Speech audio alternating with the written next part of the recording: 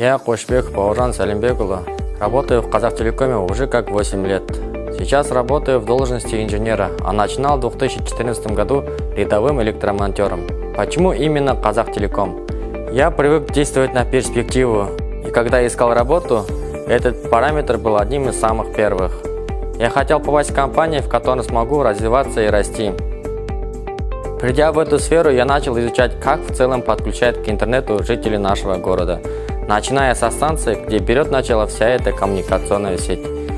Набравшись опытом, в 2019 году я принял участие в региональном конкурсе «Лучший кабельщик-сварщик волоконно-оптической линии», где занял призовое 2 место, что дало мне путевку в участие в республиканском конкурсе «Лучший кабельщик-сварщик волоконно-оптической линии», где был награжден дипломом за волю к победе.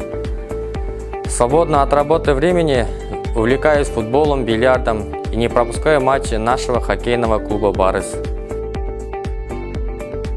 За свою трудовую деятельность за 8 лет подключил 1440 абонентов по малоканальной канализации и способствовал расширению портовой емкости 5600 портов.